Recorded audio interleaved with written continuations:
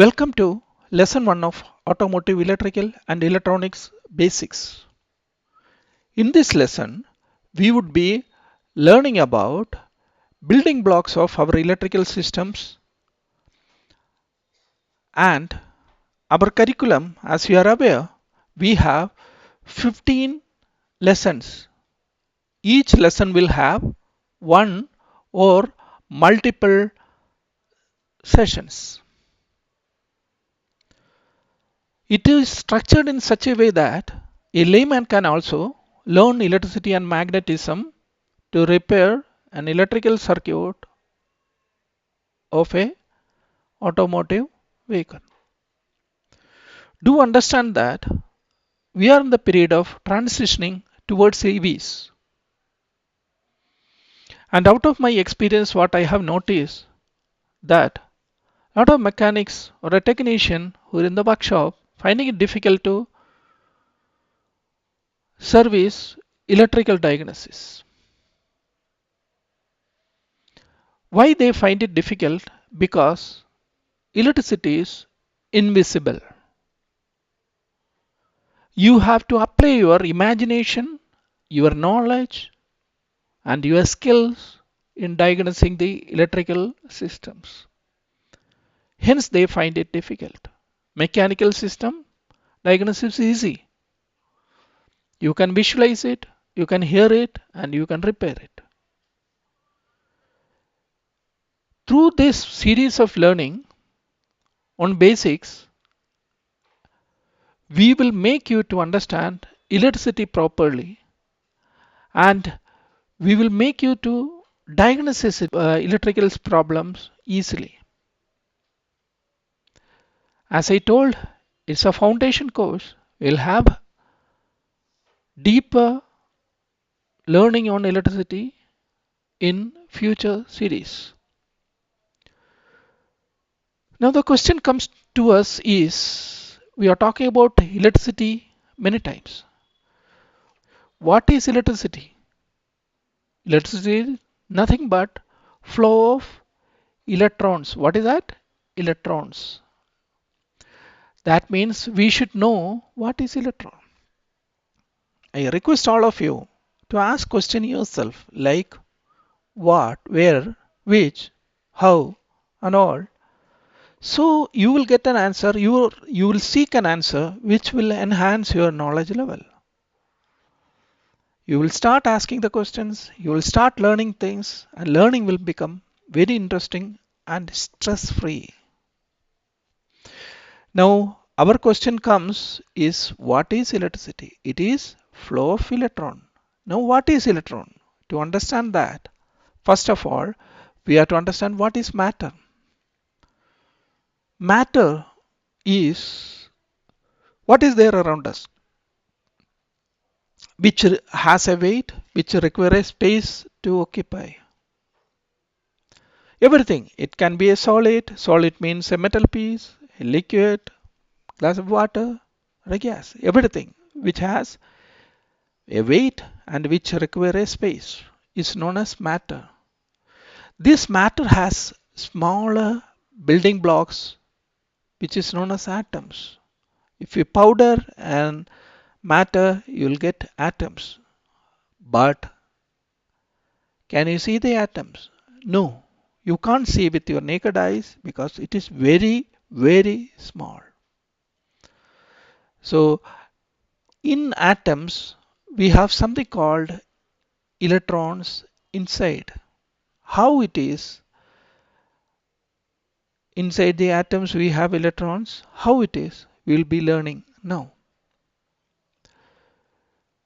These electrons, once it is flowing, then it is called as electricity is flowing. Understood? Now, how an atom is? Every one of us is knowing how the solar system is. It has sun in the middle and planets around it. Atoms are also like that only. It has nucleus in the center and it has electrons moving around the orbits. Nucleus accommodates two things. One is called protons, another one is called neutrons. Protons are positively charged and neutrons doesn't have any charge. And these electrons are negatively charged. As you are aware, if there is an opposite charges, there is an attraction. So what is electricity? It is nothing but flow of electron. How this electron will flow, we will learn. Before jumping to that attraction and the flow of electrons, let us understand more about the construction of atoms. Niels Bohr, a scientist, found out how the electrons are distributed in the shells. He named the shells as K, L, M and N.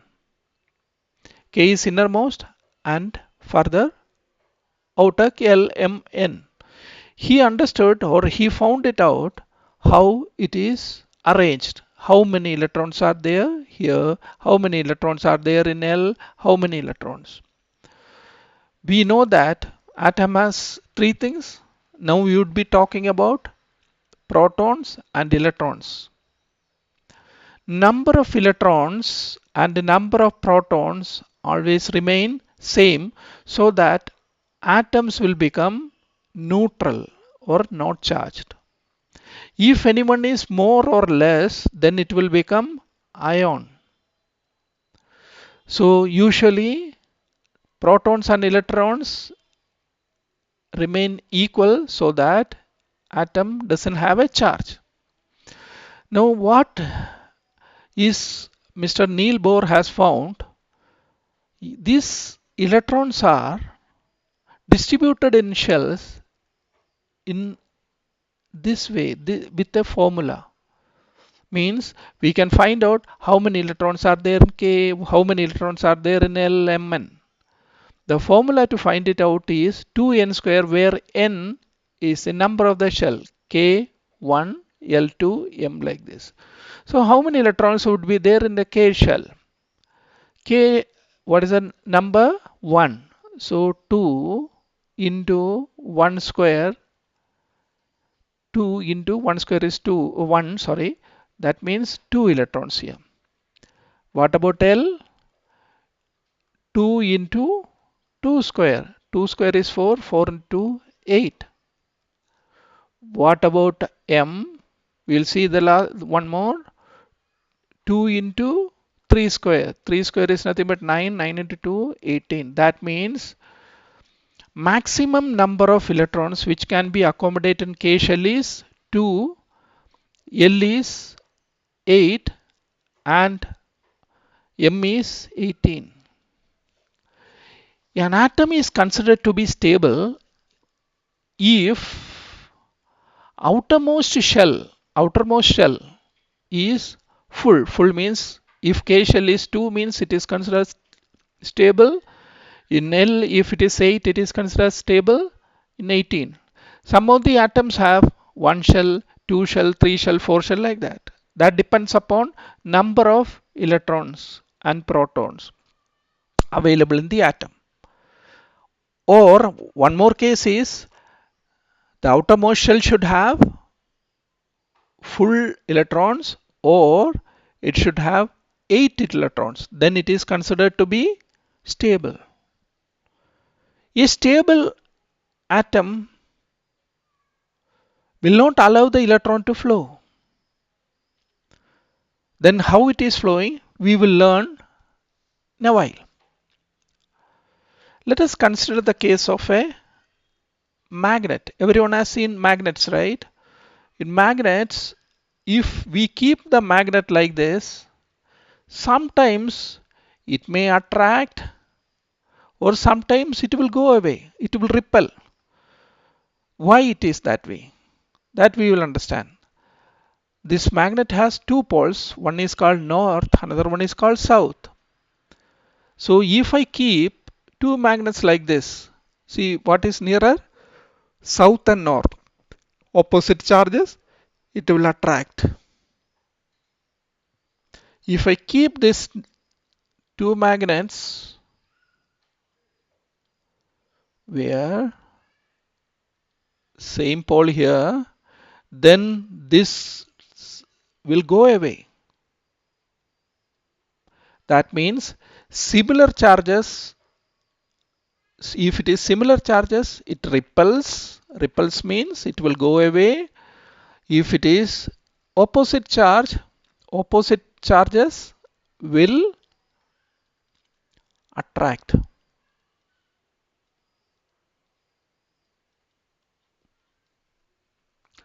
In atoms, we have protons here, positive charge, electrons here, negative charge. That means there is an attraction here, correct?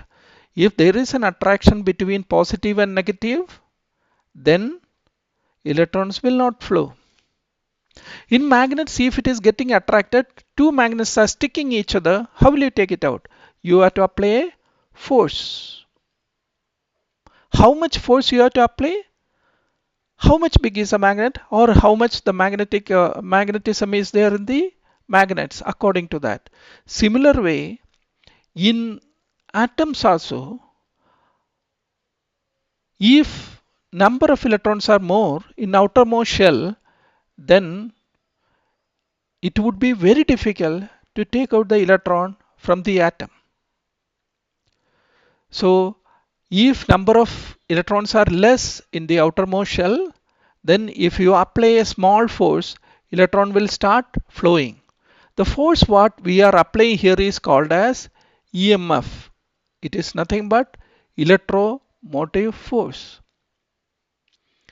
So about EMF and about the flow of electrons and which atom will allow the electrons to flow, which atom will allow electrons will not to flow, all those things we will be learning in subsequent lessons. In this lesson we have learned what is a matter and how the structure of atoms and what is free electrons and what is the Bohr model of atom. And we will be learning about something called conductors and insulators and semiconductors in this subsequent lesson. Keep subscribed, keep in touch, and like, share and comment the content so as it is reaching to lot of people for learning. The subscription is most important as this is a foundation course. You should not miss out any of the topics in between which will make your foundation weaker. Please do comment with your queries and feedback so I can respond to it. Thank you for watching the lesson.